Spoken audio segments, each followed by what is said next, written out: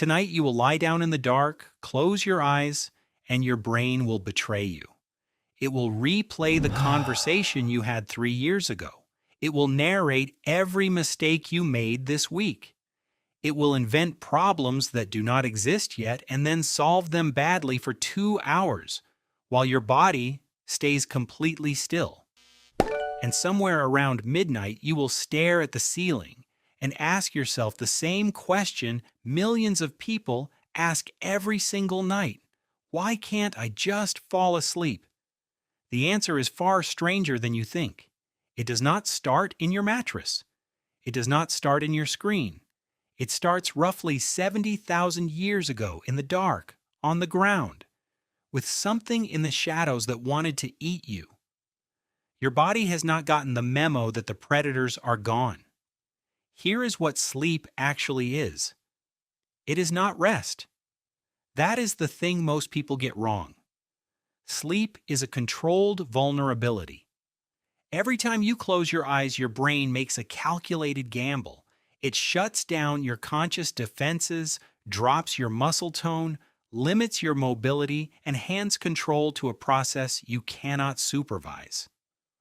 For your ancient ancestors, that was not a relaxing choice.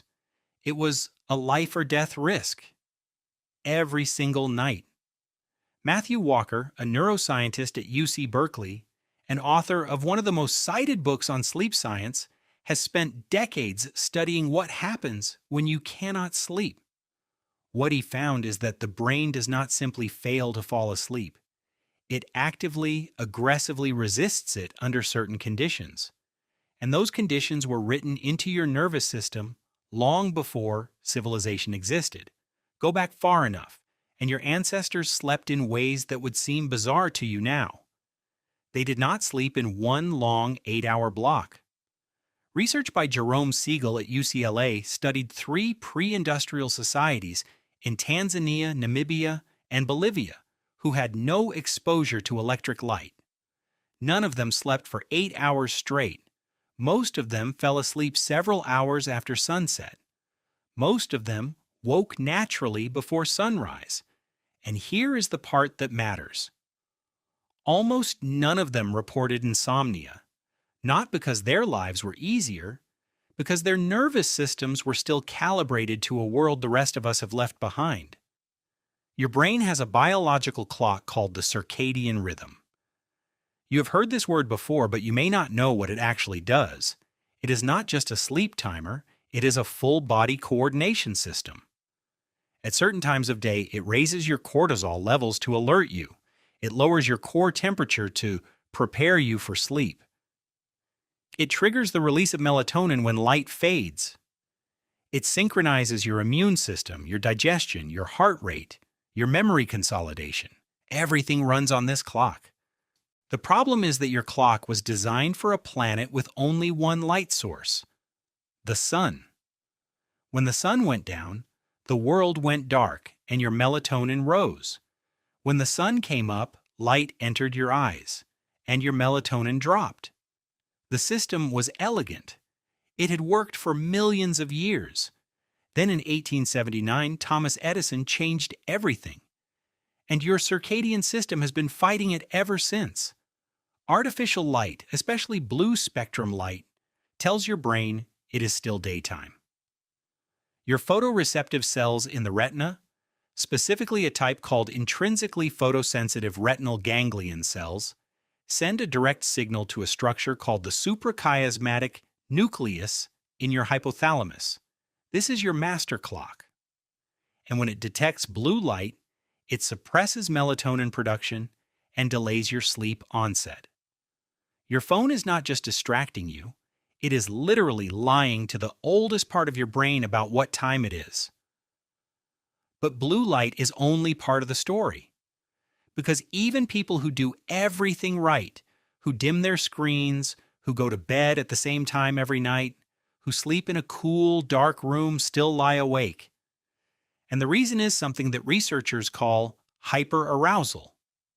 Your nervous system has 2 modes. You have a parasympathetic state, sometimes called rest and digest, and you have a sympathetic state, sometimes called fight or flight. When you are relaxed and safe, the parasympathetic system runs things. Your heart rate slows, your muscles loosen, digestion runs normally, sleep becomes easy. But when your brain detects a threat, the sympathetic system overrides everything. The catch is that your brain cannot always tell the difference between a physical threat and a mental one. The email you have not answered, the bill you forgot, the comment someone made at lunch that you cannot stop analyzing.